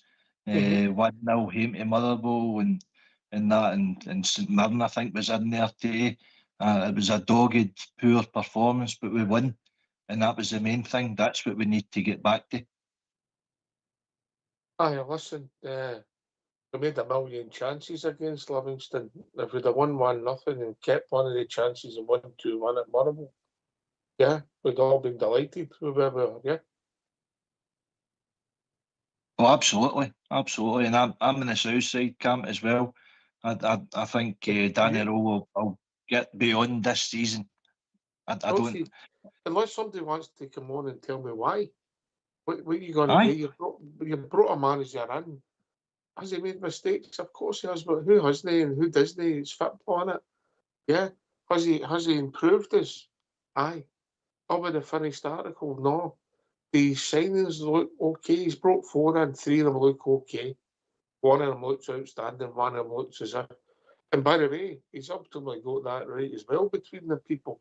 Because if that's an option they buy, and you've not bought him for £8 million and left with a 4-year contract outside that. No, and technically you'll look at them and say, well, they have strengthened the squad, even although he's not lit up the wing like we thought he might. He still contributed and set up some goals, and he might go on and be a success. Should we take up the option of buying him? But the other 3 look like on a regular basis they'll do very well. He's the only one now that you're looking at because he was probably the one that is the most known player out of 4. But I still think we'll strengthen the team, and we need transfer windows, and we need to build a squad. And Danny Rowe needs to be allowed the time to take it forward. He is a young manager, he's a progressive manager. And like I said, all managers will make mistakes. No, but even when Gerrard was there, Gerrard get time to build. Gerrard get 3 years to build a squad. Not every player he brought in was a success. And some of them went back out the door over a period of time. But he got allowed a chance to build. And probably if he'd got the chance to get more money at the time, if we could have afforded it through the COVID time and that, we don't know. But if there's a chance to have strengthened the squad, then he might have stayed and we might have had another league because we were in front when he left. But you saw if splits in hindsight. But Danny Rowe, I think, should be allowed to continue with the team in the summer and get a chance to add this, to put extra players into this squad. And it's down to the coaching staff in the background and who we're looking at as players to find these type of players and be backed by the board ops. Aye. I think the board will back him to a certain level, and obviously the amount of players that go to the door will dictate, players that come in and they go. I mean, you're saying about £4.5 million we've shelled out Miovski. We're tied with a contract, we're not playing. You get him off the books, you get £3 million back in. And I think it was a 4-year contract, AK, so decent wages, you get that out, and that's your saving. It's not sometimes the transfers, It's big wages are paying somebody and they're not contributing, Aye, absolutely. Aye, you're thinking outside the box now, but we're trying to think about how the club's kind of think, and I've no doubt there'll be conversations between Kavanagh, Dan Purdy, and the manager and the coaching staff and the recruitment team. Where do we go for here? I mean, that traffic light system that he did when Andrew Kavanagh came in initially, how much has that changed your opinion on players? And out of the squad that we've got now, out of the team that we've got now, who is the assets that you could say, well, are we going to miss him? Can we recoup money and then recycle it back into the team for the players that you want? Would people be up in arms about Nico Raskin getting sold, for instance, if we're going to get 20, 25 million, and then recycle? All Bears' arms would be up. All Bears' arms would be up. Well, this is what I mean. You've got to think sensibly because we've been stung with in the past. We've holding on to players for too long and not getting rid of them, and the wages have have spiralled, and the club's been sunk. So we've got to think, we've got to box cover better on this. So we'll see where the rest of the season takes us, but I've no doubt conversations have already started going down the avenues. Shouldn't stop, mate. It's people's jobs to develop and improve. That's our job, you know. Correct. But listen, Nico Raskin, he's got 2 years left of his contract this summer. If you don't do it this year, he's maybe, unless he's outstanding for a year, then your stock rises dramatically. But just the contract situation, and he's a year younger, he's at the peak. He's maybe sellable assets at the moment, mate, especially if he's not a bad World Cup. But I don't think he's been particularly great for us. He's no one of Albert's favourites. But however, just because of the contract situation, Southside, look, I know you don't like doing it, but sometimes you've got to cash out and take the big money, you know. Just ask the Ox at the weekend. Sorry, mate, didn't want to rub it in there, but carry on. If the fact is that you get the big money, I mean, we can say we think you might get 20, 25, but in this form, and the way he's playing, you probably won't. But I think Nico Raskin is all right player, but I don't think he's really good either at times. I think he falls out of games. I think he does his own thing. I think his passing's pretty poor at times. I think we need better. And I want Diamandi's another one. I think he said his time. He's got a 5-year deal. It's time for him to probably get him moved on and off. Can he be a ball, can he? No, he can't. He struggles to pass a ball. I know at times simple pass, but he's another one I think it needs to go. We need to get better quality in. And I think that's what we'll need to do. Asgard's another one that'll probably be a casualty. I can see him no cutting it either. Majovski's another one. And there'll be Bajami will be gone, and we've got the loan players that were brought in that will, if you just want to say the now, they'll all leave. I know we've got an option to buy with Cornelius, but how that will pan out by the short time he's got left, by the time he comes back for injury, I don't know. So Mikey Moore, I would like to see come back and maybe even come back and do another season on loan, because I think he's been all right to watch, and he's excited the fans at times, and I think being so young, I think I'd like to see him back. And he's done well considering he had a shaky start, but that was down to the rest of the team to be functioning and bring a young boy on and give him a chance. Finlay Curtis hopefully comes back and maybe tries to stake a place in the team. You could save 10 million and Scove Olsen and no buy him, and maybe try and develop Finlay Curtis into the player that he could be, because he can certainly score. Finlay Curtis just needs more game time and more chances. And we might end up saving ourselves £10 million, selling out and somebody that we might not have to actually pay that amount of money for. We've got a boy that possibly could kick on if we can develop him properly. I'd love to have thrown him off with 10 minutes to go and start Sunday. Just get that ball and just make sure they don't. He'd have been running about like a madman, wouldn't he? Aye.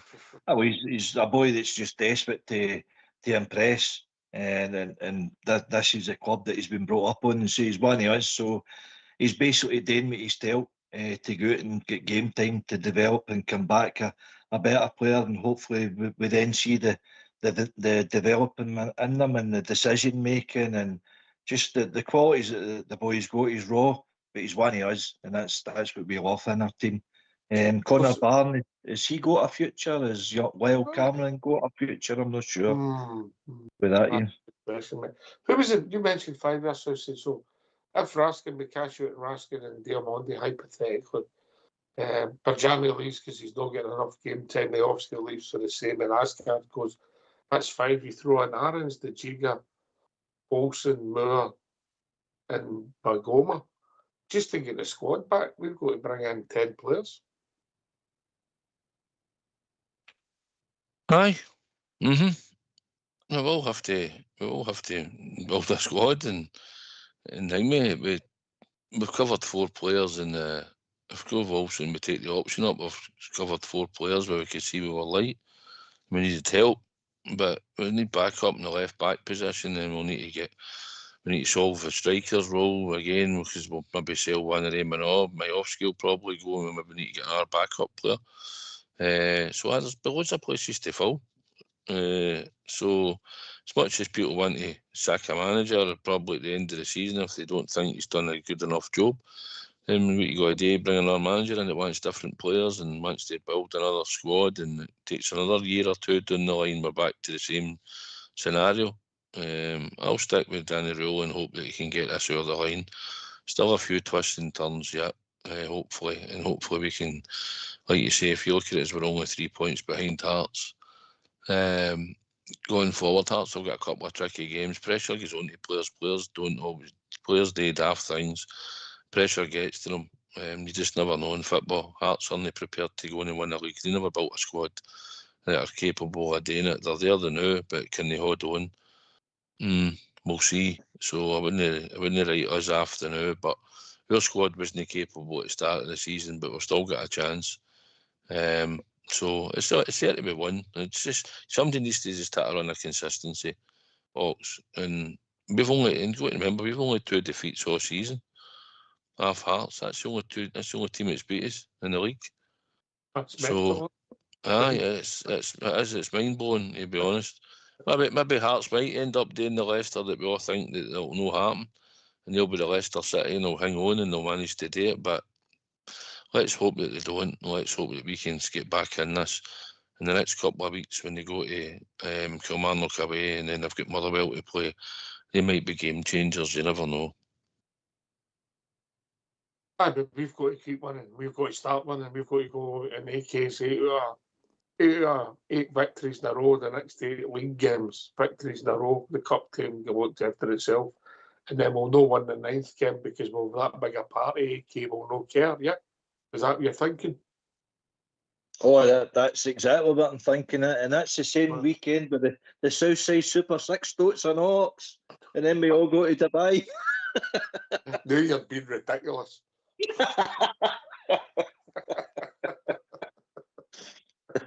Don't burst my bubble. Aye, well, you can only start this journey by winning the first game, but have they been great all of a sudden away from home? You know, we went to Parkhead and won. We went to Pretoria. I thought that was a great performance at Pretoria. Weather was honking, but we got a perfectly good goal chopped off that night, in my opinion, AK. Yeah. Oh, another game. That's 18 this season, Ox. I think it's plus 50 for VAR come in. You know, we gets the goal. We won the game 2-0, penalty kick to make it 2. I don't think they had a sniff up there. And I said, right, okay, he's got this. And then we tweaked it. We went 4-3-3. Diamondi came in, played well, and then we took him out the team. And he had hardly appeared again to the second half again on Sunday, you know. But the manager's got to do, and we also don't know what we small niggles have all got sometimes south side there. What did you say about injuries there, niggles? Sometimes if we don't know, we think, how's he not playing? Aye. We don't, you know. Aye, listen, it's the same with that. They can only play so many games, and they're in the red zone and all that, and yet certain other players manage to play week in, week out, and it doesn't affect them, as we've seen before. And other players seem to be, he's played too many games and we need to take him out and give him a rest. And like you say, some players now just feel a niggle and they don't want to play. That's another thing. Change days for certain players that we used to have in the squad going back. Players would even take a painkilling injection or whatever to go out and play, and I bet you that doesn't happen very often now either. But hopefully we'll have a fully fit squad as much as we can. I can't remember, was Ant-Man wasn't in the squad, was he? I think Robert said last night he's heard that he's got a hamstring. So I think he was missing last week out the squad, but if the rest of them are fit and ready to go, then it'll be down to who he picks, and will be interesting to see. But I think he'll be pretty much along the lines of what we've seen the start of the game the week before. I think that possibly is our strongest starting 11, Ox. could argue Scove Olsen in or out, but I think the rest of them, most people would probably pick that, they more or less that team. Most people want to see Sterling on their side at right back. Most people want to see Romans. You might pick or choose one central defender. You might pick one winger slightly different. And I think the only argument you've got, depending on the system, is whether does Diamandi come in and plays a 3 in there with Big Tukey and Raskin and Diamandi, or do you keep it with the two to give Mikey Moore that sort of free role and you play 2 up front, which I think suits Chermiti now when he's got help up there. Ox. I don't know what you think, but I think it suits him. Oh, they look that partnership, man. I know it's just started, DK, but they're hard to play against. They're 2 big units. They're mobile, but different type of mobile. Yeah. Aye, they are.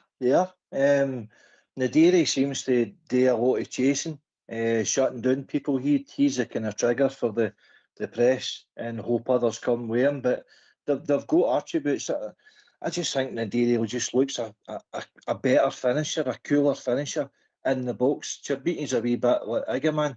It's just instinct with him. He just hits whatever he thinks is the right shot at the right time. There's a wee bit of that in him. Maybe because he's raw, just like Igaman, you know, they find their level and they'll improve. And I think he's done all right when he went out to France. But they're young guys. You know, it's a lot of its own instinct. You can give them information and stuff, but they're basically there to occupy the back line, and they certainly do that. I mean, Morelos used to occupy a back line himself, but we're maybe spoilt with the wee man at times, and that brought others into play. Whereas I think the likes of Chermiti likes to have a partner up there. I'm no doubt Nadiri will probably be the same, probably in Germany, playing the system that he did with his previous club. Can I throw a wee curveball at you? Now we're talking about the centre of defence tonight, try to think permutations. Is there a possibility that Tavernier could come in at right back and put Sterling into the middle, and you could have Sterling and Giga as your middle two? No, I think I'm just wait a minute. My phone's just pinged there. You've got an appointment at HR at 9 o'clock tomorrow morning. South side. I was just going to send him at 10:05. I think that 10:05 is a medical appointment, mate. Throwing one out there. A wee curveball. You didn't half. Listen, I'm going to tell you something about Sterling. I've championed Big Sterling on here. He's another one that's no good in the air. Another one that doesn't show up for his work. No. Aye, listen, forget about injury. He ain't good in the air the whole time I've had him. Have a look, Murrable. Have a look, Sunday. Yeah, it's no his natural game. And that's how I don't think he could play him at centre half in an emergency. That's that's what I think.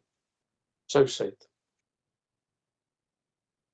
I've not really noticed that, but I'm being in the air and that. I've not really noticed it. But listen, he's big, he's physical, and he done a job on Maeda in the first half on Sunday. Even when Maeda tried to knock the ball by him and beat him for pace, he stuck the afterburners on the beginning and was easily comfortable in winning the ball. So he just didn't play enough regular games. So his fitness is always going to be up and down. Can he last the game? Will he last the game? But most of the time he's been on the park when he's came on after being a few weeks out. He's done all right. He seems to have come in and be able to play all right. He had a good game against them up there as well. So I like him, but if you've mentioned his record on here a few times for the length of time we've had him, I think he did sign an extension in his contract a year ago or something. But he's nowhere near played the amount of games that he should be playing on a regular basis. He should have made that right back position his own. But he's never fit enough to play 3-4 games in a bounce. And that's been his problem, Ox. Aye. If he selects, I think that'll be 3 or 4. He's missed Livingston, yeah. You know, but I think I would have brought Tav on Sunday, okay? I'd have brought Tav on in front of Stirling. That's what I would have done. And gave Tav that license to go up and down and help, yeah, just for as the game went. I couldn't understand bringing Gassama on the right. I couldn't understand it. Aye, I agree with you. I'd have brought Tavernier on at that point of the game as well. A lot of the subs, as I say, Ant-Man's obviously, he made an impact against Hearts, but he's maybe he is the guy that Danny Rogue spoke about, that could be missing 2-3 weeks because we've not seen him. I don't think for that Hearts game, and he's been a big disappointment because of that. I think he picked up his injury when he was away playing with his country, because he gave me a good reputation for his previous club for goals and assists, you know. But there's a few in that bracket where they hadn't lived up to the expectation. But it's up to them. Roll the sleeves up and get on with it. Here. Aye. Listen, you can't help getting injuries, you know, and like Stirling, but it becomes frustrating when we know you know, who's the next, and the offence to Kemar Roof, you know, who's the next Matondo. We've been let down a lot with certain players that you use the term not turning up for the work. You know, Danilo, we had a lot of sympathy for Danilo in the circumstances Southside did. There's another one. And then obviously fell out of favour as well. Had a couple of injuries and then fell out of favour. Matondo's another one. I'm still lingering about the club. Still picking up wages. Couldn't get rid of him.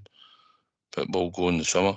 But Danilo was slightly unlucky with injuries and then just fell out of favour. He ended up becoming a third choice striker. Then when it came to the start of the season, he turned out to be our first choice striker because the other two were wanting to leave, according to what Russell Martin was telling us, and proved that they wanted to go. When the offers came in, they left. The Dressers and Iggerman. So, and that's when the wee man became our first choice striker. But it wasn't good enough in the long run. Paid a lot of money for him, gave him a 5-year contract, and possibly the injuries haven't helped. I think he had a wee run in the team when he was playing no bad, if you remember, when we had the three of them on the park. He showed up for a bit. We were creating a lot of chances and scoring a lot of goals. And then it dried up again. Maybe Danilo, when we had Iggerman, Danilo and Dessers playing. But we're never consistent enough, and in the long run, he's not been good enough. So, and it'll be proved with Majowski as well. He was decent at Aberdeen and scored some good goals for him, but with us, he struggled, and it might be us with the system. Again, he's third choice striker. That's what he's been demoted to. We brought in the Deary, but he might argue in his head that he's done enough because he scored quite a few goals in the team for results. So he might feel hard done by Majowski. I don't know, the way it's panned out for him, I just don't think the gaffer fancies him. Maybe I'm wrong, Maybe I'm wrong. It's happened before. Aye, well, that is what it is, but it certainly looks like it. Last one for your good self, brother. I enjoyed that. Aye, that's time now. Aye, listen, let's park Sunday and let's look forward to this Sunday, another opportunity. But thanks again for your time, and I hope everybody enjoyed the listen. But aye, we dust ourselves down and we look forward to Sunday on the Rangers. Southside. Aye, it's all about Sunday. It's all about getting into that semi-final on a trip to Hampden, and try and get a bit of silverware at the end of the season. We've obviously still got the league to play for, and we could hopefully try and get ourselves into a Scottish Cup final. Who will play in that Cup final should we get there? I don't really care, but it's there to be won. So the next hurdle's that mob across the city, and it's time to try and dispatch them out the road and get us into the semi-final. Just like to thank everybody on the YouTube feed for listening to the show again tonight, as always, and participating in some of the chat. I'd like to thank them for that, and everybody else that's listened. It's good being on yourself and AK tonight. Thoroughly enjoyed it. I look forward to Sunday, mate. That's what it's all about. 1 o'clock kick-off on Sunday, and I'm sure Ibrox will be bouncing again come Sunday. So thanks for having us on. Here. Listen, thanks to Ross for taking the time to join us, myself, Oxford, AK, and Southside on the show, of course. Thanks to Fox and Old School Boy for doing the technicals. Rangers Radio will be back tomorrow night between 8 and 10, talking about all things Rangers. And the hangover might just have cured by then. It's one of AK's long, lingering ones. Take it away, Old School Boy.